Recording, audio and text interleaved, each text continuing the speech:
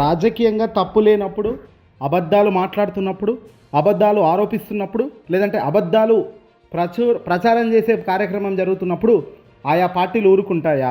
ఖచ్చితంగా ఊరుకోవు, ఎదురుదాడికి దిగుతాయి. అందులో ఆంధ్రప్రదేశ్లో తెలుగుదేశం పార్టీలకి సంబంధించిన వాళ్ళైతే ఏదైనా తప్పుగా మాట్లాడినా, లేదంటే వాస్తవం మాట్లాడితేనే అవాస్తవంగా తీర్చిదిద్దే సామర్థ్యం ఉన్న రాజకీయ నాయకులు, రాజకీయ మీడియా ఉన్న ప్రాంతం అది. మరి అలాంటి పరిస్థితుల్లో ఈరోజు ఆంధ్రప్రదేశ్ మాజీ ముఖ్యమంత్రి వైఎస్ఆర్సీపీ పార్టీ అధినేత జగన్మోహన్ రెడ్డి గారు ఏకంగా తెలుగుదేశం పార్టీని ఉద్దేశించి, ప్రభుత్వాన్ని ఉద్దేశించి, వాళ్ళు చేస్తున్న పనులను ఉద్దేశించి తాజాగా ఇటీవల మాట్లాడిన కొన్ని మాటలు చూస్తుంటే హైలైట్గా నిలుస్తున్నాయి. సాధారణంగా కాలేజ్లో సీనియర్లను ర్యాగింగ్ అనేది చేస్తుంటారు, కానీ ఇక్కడ ర్యాగింగ్, ట్రోలింగ్ కాదు, సోషల్ మీడియా వేదికగా రాజకీయాల్లో ఒక ర్యాగింగ్ అనేది కూడా ఖచ్చితంగా ఉంటుంది.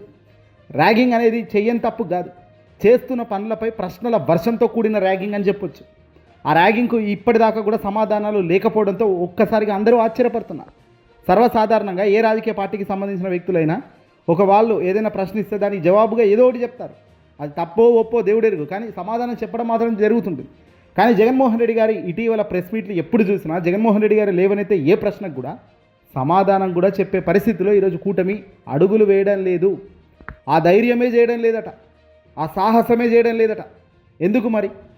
సినిమా డైలాగులు కాదు కదా జగన్ గారు వాడింది, ఉన్నది ఉన్నట్లే రఫ్ఫా కడిగి వారేశారు ఆయన. మీరు చేస్తున్నది ఏమిటి? రాజకీయ వేదికగా మీరు లబ్ధిదారులకు అన్యాయం చేస్తున్నారు, అధికారం వచ్చాక మీరు చేస్తున్నది ఏమిటి అనేది ఆయన చెప్పడం జరుగుతుంది కదా.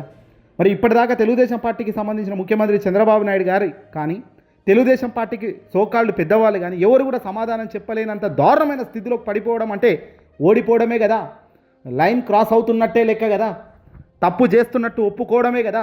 ఎస్, ఇంతసేపు జగన్మోహన్ రెడ్డి గారు ప్రశ్నించిన ప్రశ్నలకు ఏవి కూడా సమాధానం లేవు. అంటే మీరు రాసే రాతలు పిచ్చి రాతలు అనేదే కదా అర్థమవుతుంది, మీరు చూపే వీడియోలు పిచ్చిరు వీడియోలు అనేది కదా అర్థమవుతుంది.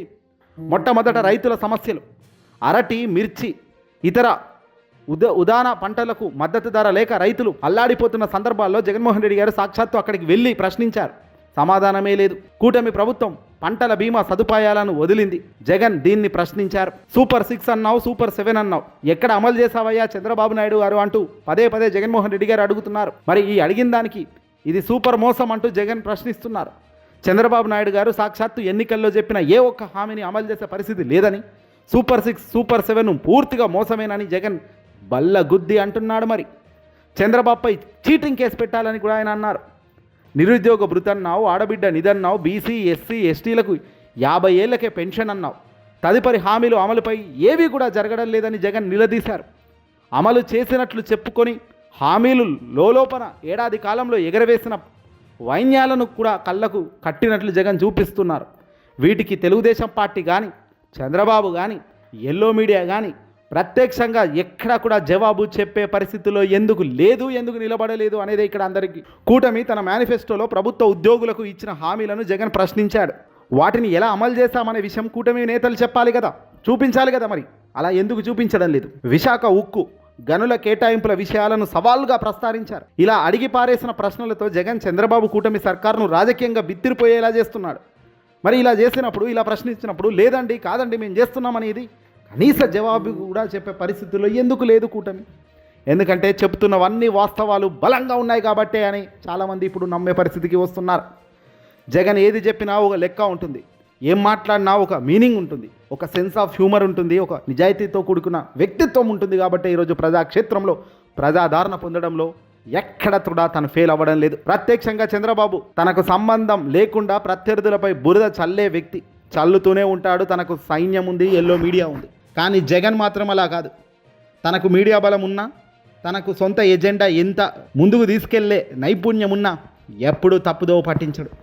ఒక ఫ్యాక్ట్స్, నిజాయితీ అయిన డేటాతో, డాక్యుమెంట్స్తోనే మాట్లాడే ప్రయత్నం చేస్తుంటారు. తెలుగుదేశం పార్టీ, జనసేన, బీజేపీలకు ముచ్చమటలు పట్టుతున్నది ఇగో ఇందుకే. వాళ్ళు చెప్పేదేమో లెక్కలకు ఎక్కడ పేపర్ ఉండదు, ఎక్కడ ఆధారమే ఉండదు. నోటి లెక్కలు కూడా చెప్పే పరిస్థితుల్లో లేవు ఈ రోజున. కనీసం తప్పో బొప్పో మీడియా ముందు వచ్చి జగన్ను రివర్స్ కౌంటర్ చేసే పరిస్థితుల్లో కూడా ఈరోజు కూటమి లేదంటే ఏ స్థాయిలో కూటమి ఫెయిల్ అవుతుంది రాష్ట్ర ప్రభుత్వం రన్ చేయడంలో అన్నది ఇక్కడ క్లియర్గా అర్థమవుతుంది. తిరుమల లడ్డూ ప్రసాదం, పారకామణి కేసుల విషయాలను కూడా జగన్ ఇటీవల ప్రస్తావించారు. లడ్డూ ప్రసాదంపై నిరాధార నిందలు వేయడం, ఇప్పుడు ఆ సమస్యపై ఊసెత్తకపోవడం ఎందుకు అని జగన్ ప్రశ్నల వర్షం కురిపిస్తున్నారు. పారకామణి కేసుల్లో నిందితుడి ఆస్తులు తిరిగి రాసుకుంటే ఎందుకు మాజీ చైర్మన్ కరుణాకర్ రెడ్డిని విఫలమయ్యారని కూడా జగన్ ప్రశ్నించారు. ఇక్కడే చంద్రబాబు సర్కార్ దొరికిపోతుంది. 1000 కోట్ల మార్గదర్శి అక్రమ డిపాజిట్ల కేసును మాఫీ చేసుకునే ఈనాడు పారకామణిలో చోరీ కేసును పెద్దగా చూపుతోంది. జగన్ ఫ్యాక్ట్స్తో సూటిగా ప్రశ్నిస్తుంటే, రాజకీయంగా సవాళ్లు విసురుతుంటే, ఒక్కో స్కీము, ఒక్కో హామీ, ఒక్కో చెక్కింగ్ పాయింట్, ప్రత్యక్ష డాక్యుమెంట్ లెక్కలతో ప్రతి సమాధానం లేకపోవటం ప్రతి నిదర్శనంగా చూపిస్తుంది. ఇదే పవర్ ర్యాగింగ్ అంటారు. పవర్ ర్యాగింగ్ అంటే ఇంతకు మించి ఇంకేముంటుంది? పర్ఫెక్ట్ లెక్కలతో, పర్ఫెక్ట్ ఆధారాలతో నిలదీస్తున్నప్పుడు జవాబు ఆన్సర్ చెప్పలేని పరిస్థితుల్లో నిలబడ్డప్పుడు ఇంతకు మించిన అవమానం మరొకటి ఉంటుందా? వీటికి చుక్కలు వేస్తూ ఎల్లో మీడియా మరియు ప్రత్యర్థి పార్టీలు వక్రీకరణ, విమర్శల ద్వారా దృష్టిని మార్చేందుకు తెగ ప్రయత్నాలు జరుపుతున్నారు. కానీ జగన్ పద్ధతి, పక్కా వ్యూహం, ఫ్యాక్ట్స్ ఆధారిత ప్రశ్నలు డాక్యుమెంట్ ద్వారా వేస్తుండటంతో ప్రతి ఒక్కరిని ఇరుకాటంలో పెట్టేయడంలో ఉంటుంది. ప్రజలకు నిజాలు చూపడం, రాజకీయ అకౌంటబిలిటీ కుదించడం, ఇది ప్రజాస్వామ్యంలో అత్యంత బలమైన శక్తి. హెల్దీ ర్యాగింగ్ అని కూడా చెప్పొచ్చు. చంద్రబాబు కాలంలో తిరుమల, తిరుపతిలో ఆలయాల్లో ఎన్నో ఘటనలు జరిగాయి. కానీ ప్రభుత్వం పట్టుబడితే కేసులు పెట్టి చర్యలు తీసుకుంటుంది. ఆస్తుల ధ్వంసం వరకు వెళ్ళవు. పారకామణి కేసులో మాత్రం నిందితుడు తన ఆస్తులను రాయించడంతో మాజీ చైర్మన్ కరుణాకర్ రెడ్డి ప్రయత్నం విఫలమైంది. ఇవన్నీ జగన్ లెక్కలతో, ఫ్యాక్ట్స్తో ప్రస్తావిస్తూ వస్తున్నాడు. ప్రత్యక్షంగా ప్రశ్నిస్తూ నిజాలను బయటకు తెచ్చి కూటమి పెద్దలకు, ఎల్లో మీడియాకు ముచ్చుమటలు పట్టేలా చేస్తున్నాడు. ఇలా జగన్ రాజకీయ ర్యాగింగ్ చేస్తుంటే, ప్రజాస్వామ్యానికి అవసరమైన సవాళ్ళను చూపిస్తుంటే, ఇది వ్యక్తిగత నిందల కోసం కాదు, ఫ్యాక్ట్స్, డాక్యుమెంట్స్, లెక్కల ఆధారంగా ప్రజలకు నిజాలను చూపించే ఒక పవర్ఫుల్, న్యాయవంతమైన ర్యాగింగే ఇది. ప్రతి ఒక్క ప్రశ్న, ప్రతి ఒక్క లెక్క, ప్రతి ఒక్క డాక్యుమెంట్ ప్రతిపక్షాన్ని ఇరకాటంలో పెట్టడం, ప్రత్యక్షంగా సవాళ్లు విసరడం, ఇదే జగన్ పద్ధతి. ఇది ర్యాగింగ్ కాదు, రాజకీయ అకౌంటబిలిటీ.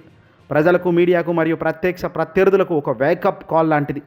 ఇప్పటికైనా చేస్తున్న తప్పులను ఆపండి. సమాధానాలు లేనప్పుడు ప్రజలు మిమ్మల్ని నమ్మే పరిస్థితి ఉండదు.